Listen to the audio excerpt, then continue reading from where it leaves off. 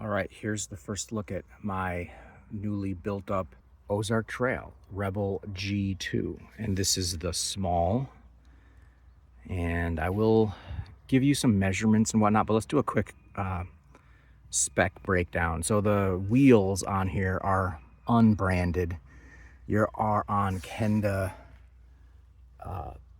700 by 40C Piedmonts.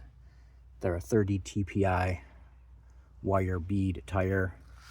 I think they're 50 mil or 60 mil Presta valves on there.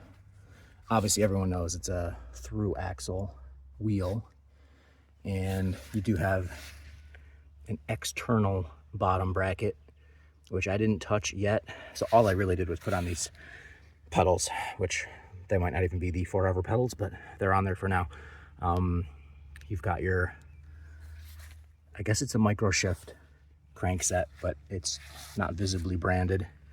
Then you've got your micro shift sword 1x10. I think this is the sword black. Doesn't have any visible clutch, or at least clutch actuation, but you do have nice barrel adjuster, so you can really dial in your gearing once you get it. And you got your high low screws and your B screw there. Very accessible, very easy to manipulate, although I didn't have to. I still have the dork disc on there. I didn't take the rear wheel off yet or take the cassette off. Let's see, what else do we have? I'm gonna take off this branding in a minute, but it's not a quick release seat post clamp, which I might actually put a quick release on mine because this will be used by multiple people. One thing I will say, when you get it out of the box, the stem, which is probably 100 millimeter stem length, it is mounted backwards just for the shipping purposes. So you do have to untorque that, which was torqued down pretty seriously, the stem cap, and then swivel it around. Don't make that mistake. And then from the front, that little graphic looks pretty sweet.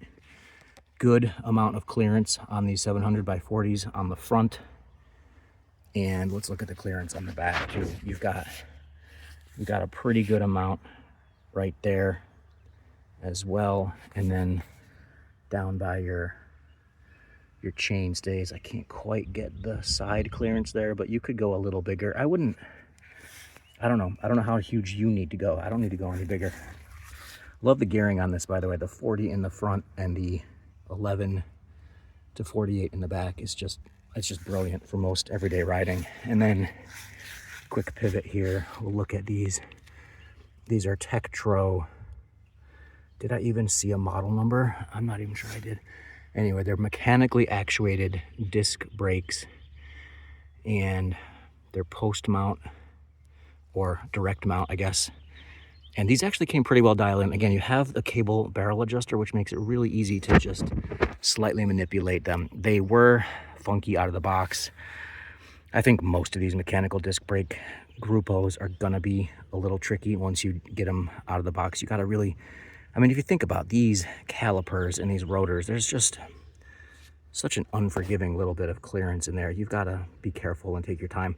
I think what a lot of people do is if you have the luxury of getting it up on a stand, you can just get the wheel moving and then clamp the brake, and then while holding the brake, screw in, get them holding, and then even then they still rub a tiny bit, but then I backed them off just like a quarter turn, half turn, and then you can finely tune the alignment of those calipers, and it seems to work pretty well. Choney saddle, I don't know, I didn't ride on it for very long. My girlfriend said it was super comfortable, so that's cool.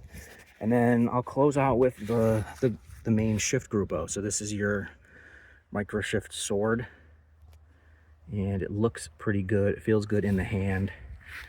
And one thing I will say I noticed is this, the shift actuation is a little bit weird. You can actually pull these back like quite a bit.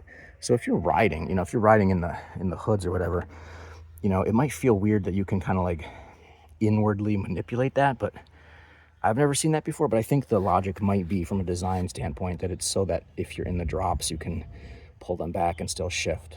This is your down shift, this is your up shift, but both of them are kind of swing back quite a bit. And I think it's for that flexibility. But anyway, It's a freaking slick looking bike. That's all I'm gonna really say. I'll conclude with that. This thing is, for the price, I think is nice. And this is the small frame, and she's 5'4" and rode it super comfortably. And if you want, give some comments. I can add some measurements of that saddle height. I didn't measure the actual crank arm. Does it say under here? And that's about it. And I mean, you got tons of mounts for extra bags or bottles or whatever you're gonna do. I think with the gold lettering here, I probably wouldn't use these red pedals. I'd go with maybe a gold or a black pedal, and then some tan sidewalls like came on the G1 they would be pretty nice, not gonna lie. Some tan sidewalls with that little gold graphic would look pretty nice. But I can't wait to see everyone else's builds, and yeah, thanks.